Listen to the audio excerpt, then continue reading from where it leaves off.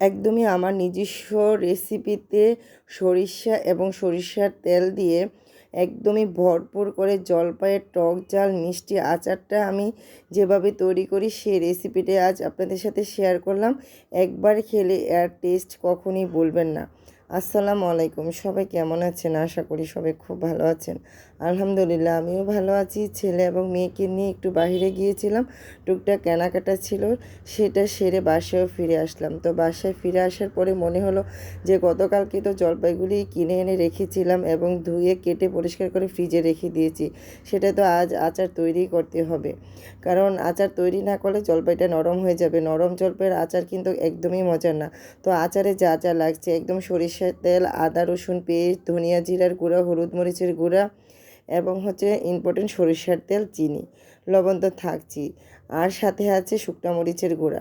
তো সব কিছু গুছিয়ে একদমই আচার তৈরি করতে চলে আসলাম। জলপাইটা আমি এভাবে হালকা করে একটু কেটে নিয়েছি, যেহেতু আমি আস্ত জলপাই দিয়ে আচার তৈরি করব। তো এই আস্ত জলপাইয়ের আচারটা তৈরি করতে কিন্তু একটু সময় লাগে, কিন্তু খেতে অনেক বেশি মজা। তো এই যে এখানে আমি একদমই টাটকা আদা রসুন পেস্ট করে নিলাম। তারপরে আমি চুলাতে একটা হাঁড়ি বসিয়ে দিলাম। তো এখানে আমি 2 কেজি জলপাই নিয়েছি, তার জন্য আমি হাফ লিটার সরিষার তেল নিয়েছি, পুরোটাই আমি দিয়ে দিলাম। তারপরে আমি এখানে সরিষার তেলের মধ্যে আমি দিয়ে দিলাম আদা রসুন পেস্ট 4 টেবিল চামচ। তারপরে হলুদের গুঁড়া পরিমাণ মতো, মরিচের গুঁড়া পরিমাণ মতো দিয়ে একটু নেড়ে চেড়ে তারপরে আমি এখানে দিয়ে দিব জলপাইগুলি। জলপাইগুলি দেওয়ার পরে একটু ভালো করে নেড়ে চেড়ে আমি একদমই হালকা সিদ্ধ করে নেব। কারণ আমি যদি বেশি সিদ্ধ করে ফেলি না, তখন জলপাইটা গলে যাবে, তখন আচারটা আর ভালো লাগবে না। তো হালকা নেড়ে চেড়ে আমি তারপরে এখানে আমি দিয়ে দিব চিনি। কারণ চিনিটা দেওয়ার পরে কিন্তু আসল টেস্টটা বের হয়ে আসে। কারণ চিনি থেকে যে জোসটা বের হয় না, আর তেলটা, সেটাই কিন্তু আচারে বেশি টেস্ট বাড়ায়। তো যাই হোক, এখন চিনি দিয়ে আমি একদমই চুলার আঁচ মিডিয়াম রেখে তারপরে নেড়ে চেড়ে আচারটা তৈরি করব। কারণ আচার তৈরি করাটা কিন্তু একটা ধৈর্যের ব্যাপার। চুলার আঁচ মিডিয়াম রেখেই সব কিছু করতে হয়।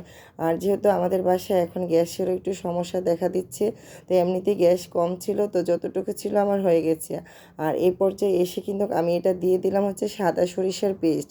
কারণ আমি কষানো অবস্থায় দিইনি, কারণ তখন তিতো ভাব হয়ে যাবে। কারণ জলপাই থেকে আর চিনি থেকে যে পানিটা বের হয়, তারপরে সরিষাটা দিলে আর তিতো ভাব থাকে না। তারপরে আমি দিয়ে দিলাম মরিচের গুঁড়াটা, দিয়ে ভালো করে নেড়ে চেড়ে আমি মিশিয়ে নেব।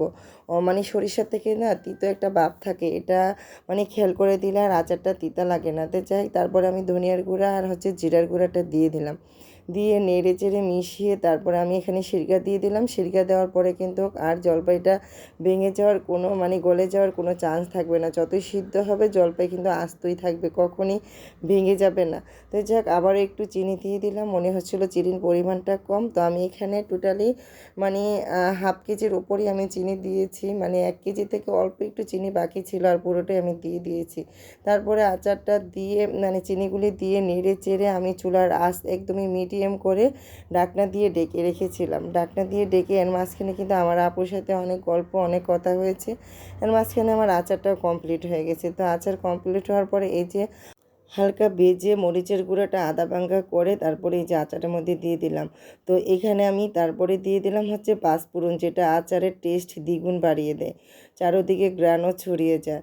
তো এখানে আমি পাঁচফোড়নের গুঁড়া, তারপরে মরিচের আধা ভাঙা গুঁড়া, ধনিয়া, তারপরে জিরার গুঁড়া, এটা দেওয়ার কারণে কিন্তু এই যে যে ঝোলটা, এটার টেস্ট যে কী পরিমাণে লাগবে, মুখে যখন মশলাগুলি লাগবে না, দাঁতের চিবায়, তখন এত ভালো লাগবে।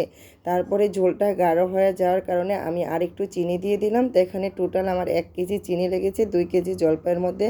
তো পুরাটা চিনি আমি দিয়ে একদমই ঝোল ঝোল করে আচারটা তৈরি করে নিলাম। তো আমার এই রেসিপিটা ফলো করে জাস্ট আপনারা একবার তৈরি করে দেখবেন যে কতটা ইয়ামি এই জলপাইয়ের আচারটা।